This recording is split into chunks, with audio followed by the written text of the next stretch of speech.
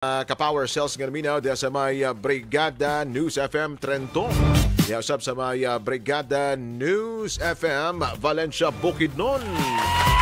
Ayong pagpaminaw usab diya syempre sa ato mga ka-Power Cells sa may Brigada News FM sa may Butuan and Brigada News FM Jinsan. Ay! Salamat kayo sa inyong permanenteng pagpaminaw din sa programa Power Cells Mindanao. Kung taas ang gitawag og level sa asukal sa imong dugo, tungod sa syempre dili epektibo ang paggamit sa imong lawas sa insulin, kini bang hormone nga mo control mga kasandigan mga power cells sa gitawag og blood sugar, posible og maigo ka sa gitawag og diabetes mga kasandigan mga power cells, no? Ang mga kasagaran may hinungdan sa gitawag og diabetes na din ang gitawag nila kining pagmana o pamana o genetics. Mas taas ang chance kung may history sa diabetes ang pamilya. Ang dili usab ng healthy diet.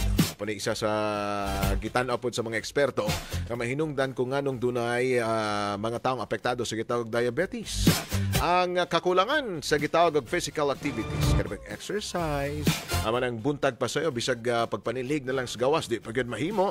O bisan og kanang duol lang kayo ang kanang palitanan og mga kinahanglang paliton nga pwede ra lakwon musakay gyud o kay kapoy waktas.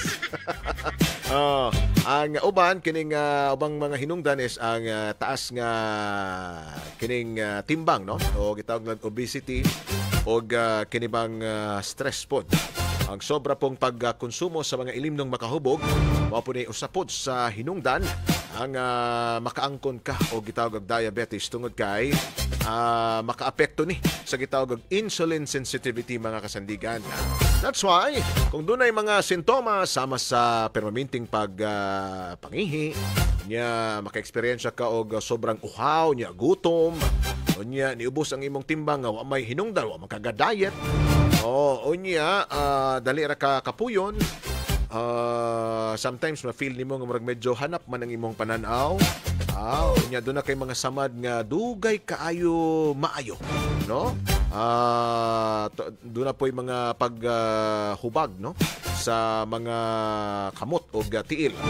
Kung kini doon ay ma-experiensyahan nimo ni ato mga na-mention, ang pagpakonsulta sa doktor ang pinaka-importante mga ka-power cells, no? Aron sab syempre sa paglikay sa diabetes, ang pagkaon sa mga healthy foods importante na. And kani mga carbs and sugary foods limit na din ha, no? And then maging aktibo. Kinahanglan dunay physical activities. Adlaw-adlaw. Pwede ra kayo bisan gani paglampaso, panilhig, okay ra kayo na. Importante panington ta din ha. And hinahinay taglikay kung kusukay ka mo inom, especially mga ilimnong makahubog, hinahinay taglikay ana. And kinahanglan gyud ang pagpakonsulta sa mga eksperto, mga doktor, aron sab syempre likay ta. Or kung naaman, mas sayo mas mahimong o sayo matikdan, mas maayo, no? Aron sab syempre mahatagan og igong atensyong medikal mga kasandigan mga powers. Unya inumi kadadlaw sa inumi kadadlaw sa Power Cells Herbal Capsule tungod kay ang atong Power Cells Herbal Capsule dakong tabang ni sa pagpaubos sa gitawag og blood sugar level. Base sa pagtuon ang compound nga alisin nga naa sa Power Cells Herbal Capsule dakong tabang sa pagpaubos sa gitawag og blood sugar. Dakong tabang usab ni aron sa mas epektibong paggamit sa imong lawas sa gitawag og insulin. Maong muubos ang gitawag og level sa imuhang asukal sa dugo. And syempre, dakong tabang usab sa pagpaubos sa gitawag og cholesterol level kung taas. And syempre, kung taas ang presyon sa dugo nimo, dakong tabang ang pag-inom kadadlaw sa Power Cells Herbal Capsule. Available kayo ang atong Power Cells Herbal Capsule sa tanang mga Brigada Pharmacy. Available usab diha sa Rose Pharmacy, TGP, Southstar, Generics. And pwede rin kay add to cart online, Shopee, and Lazada. 8:40 na ang atong oras. Kini ang programang Power Cells Mindanao Wide.